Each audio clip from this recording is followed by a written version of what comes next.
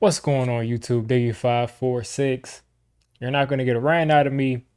I'm not going to spend any more of my emotions talking about this team. Again, you're not going to see me raising my voice or banging on things, or I usually don't do that, but you'll see me do it occasionally. But you're not going to get that. I'm just going to go over this game. And pretty much what I saw was pretty much what I saw these first couple of weeks. Joe Judge, in my opinion, is not the coach that I thought he was. He fooled me in the offseason and in the interviews. He says all the things. I think very analytically. I think I literally studied leadership. So when I see that he's saying all the right things, it makes me think that he's actually doing it the right way. Thing I'm forgetting is he studies leadership too, or he was studying education. Anyway, he knows how to basically, BS his way through life. He BS his way through that interview and got that job. I mean, how could you not hire someone who's talking like that as your head coach? There's no way that you don't hire that dude. So he BS his way through that. He was able to sweet talk his way into that. Was able to sweet talk his way to the fans. He even sweet talked his way to the players. The players bought in. They all bought in. Everybody bought in. But it seems like he doesn't know what he's doing. Seems like he doesn't know what he's doing. Seems like he's in over his head. Joe Judge may very well be a great he has some great qualities. I mean, he can get people to follow him into an abyss of nothingness. He has some great qualities, but it seems like he's not ready yet. And he might very well become a very, very, very great head coach in this league. But right now, he does not seem like he's ready to be a head coach in the NFL. Way too many times he's mismanaging the clock. Way too many times he's making boneheaded mistakes in the heat of the moment. He can't control his emotions. That's not cute. I mean, you're out there yelling and you're the hard nosed guy and you're mad. I understand that, but control your emotions. Control your emotions because you're not able to make sound decisions in the moment. I'm gonna go over this. First off, Daniel Jones, 266 yards, no touchdowns, but he did lead that touchdown drive. He did have that nice 2-point conversion where he ran over Grady Jarrett. Averaged over 11 yards per pass, meaning every time he threw the ball, he basically was averaging over a first down. Yet he didn't throw the ball enough for me. Saquon does not look like the same person. That is not the same Saquon we all knew. Does not have the same burst. Doesn't have that ability to sustain himself after he makes moves. Does not look like the same player, the same special player. And that's very sad. Very, very sad. Excuse me. But he just doesn't look like the same guy. Plain and simple. Does not look like the same guy. And I'm not sure that he'll ever come back. Hopefully he does for his sake because that's sad.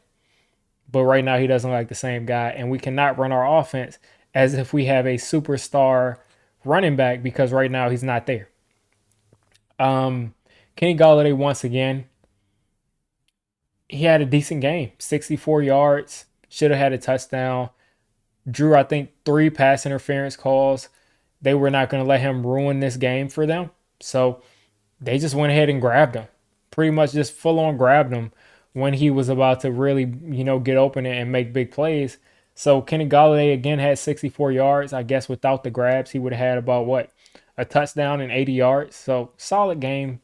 Still hasn't jumped off the page as the big superstar, game changer, big time, Hollywood wide receiver. I'm expecting that'll happen sooner or later, but I don't know if it'll translate to wins. Of course, Blake Martinez went out pretty early. We'll see what happens with that knee. Sterling Shepard and Darius Slayton go out right on cue with the hamstrings. Sterling Shepard is always going to miss some games. No matter what. He's always going to miss some games. Darius Slayton has always been a guy who's been banged up. So he played through injuries last year. I think he missed some time the year before or missed some time in the offseason. But he's been a guy that's dealt with some injuries too. Galladay's already coming off of an injury. Kadarius Toney's coming off of an injury. Our entire wide receiver core is pretty much injured. Colin Johnson stepped up a little bit. I liked what I saw from him. But the individual stats, they're decent. Nothing crazy. But if you look at the team stats, we won time of possession. We won the yardage. We won the rushing yardage, more importantly. We won the first downs. What we didn't win was the turnovers. I mean, was the penalties. 8 penalties. 8 penalties.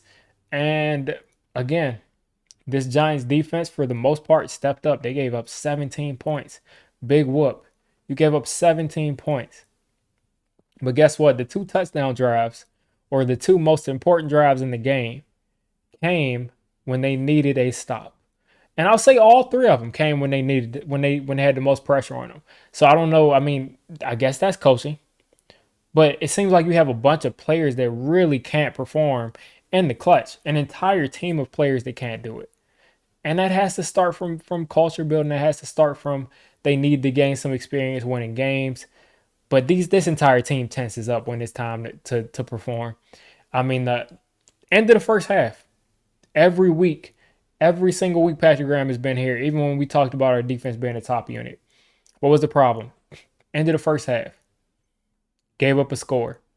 Everybody knew that the other team would score against our defense at the end of that first half. That happens. Luckily, we get the ball back and they don't allow a score out of the third quarter. So, third quarter, our offense goes down and builds some momentum. Goes down, scores a touchdown. Great. Offense scores a touchdown. And then all of a sudden, the defense has the perfect chance to put their foot on the Falcons' throats, as they have been doing for most of that game. But they had the perfect chance to pretty much cause some separation. The defense gave up a field. I think they gave up a 75-yard, 8.5-minute drive. That's how you lose momentum, ladies and gentlemen. They gave up a 75-yard, 8.5-minute drive and a touchdown. Offense couldn't execute in the red zone again. Penalty after penalty after penalty in the red zone. Penalties have cost us field goals. They've cost us touchdowns. They've cost us trips to the red zone, and they've cost us when we've gotten into the red zone. It seems like every time we're down there, we end up getting a penalty or giving up a sack to where we're ended up at the 30-yard line. No execution, poor play calling in the red zone, completely boneheaded things. I have no idea why we continue to take the ball out of Daniel Jones's hands for a running game that could at any time really lose us yards. That's all I have for like the box score stats. Pretty much the Giants came out. They are not in a position to be the team that we thought that they could be. They're just not there. The talent may be there. They might be there under all of the deficiencies, but at the end of the day, talent doesn't matter if you're not disciplined. Which this is an extremely undisciplined team. Extremely undisciplined. No discipline at all on this team, and talent also doesn't matter if you're making mistakes in crucial moments. So it doesn't matter who we have. James Bradbury, I think, had a pretty good game. But, I mean, didn't matter. Bradbury played well. Martinez started to look like he was off to a good start. Tay Crowder, I think, had a good individual game. Azeez Ojulari. There's a ton of talent on this team. But they can't execute when you need them the most. So it's null and void. I mean, Daniel Jones has been playing so... He's been playing so efficiently. Hasn't been making mistakes, putting the ball where it needs to be. I will say he missed Shepard on the crossing route. That was the first miss. The second miss was the Colin Johnson on that deep route. Those are two misses he wishes he had back. But those are misses that every quarterback makes, and they get magnified because this offense is so limiting, and that those two plays, Daniel Jones has to make every single play. If he doesn't, we lose. It's just that simple. If he doesn't make the right decision and the best decision every single play, it's literally hard to put up points. As you see, I mean, we moved the ball up and down the field. Guys don't execute. The offensive line gets crazy. You got Eli Penny with a false start. So the Giants continue to beat themselves. Joe Judge continues to be passive and punt the ball when we need to keep the offense on the field because the defense has never shown. You have a 2 year sample at this point, or a year and 3 games. You have a big sample size that the defense cannot stop anybody in any kind of clutch situation. I can't think of any situation besides the Seahawks and the Cowboys where that's happened. So never put your trust in the defense, Joe Judge. Why do you keep trusting the defense? They're going to let you down every single time. They've done it every single time. I was in my stream. I said the defense is going to give up a 20-something yard play. They'll give up a 25-yard play, and then they'll be right there. That's exactly what happened. They usually give up a penalty to go on top of that. But that's the way that we've been losing games. It's going to continue that way until we get some discipline about this team, until we can execute in key moments. And I don't know when that's going to happen because we're 3 games in and this team looks completely, again, not disciplined. And they just don't seem like they have that killer instinct to put games away. We've had a ton of chances to put games away, to put teams away very early in games, and we just can't execute when we need to. So props to the Falcons. I really thought the Giants would win this game, even though the Giants have been struggling. But props to the Falcons.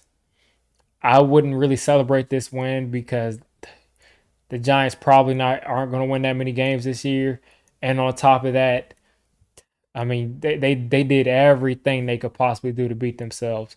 But congratulations to the Falcons. You are not starting off 0-3. That feels a whole lot better. 1-2 feels a lot better than 0-3. And I keep telling Giants fans, do not say that we're 1 game out of first place or 1 game out of this or 1 game out of that until we actually get a win.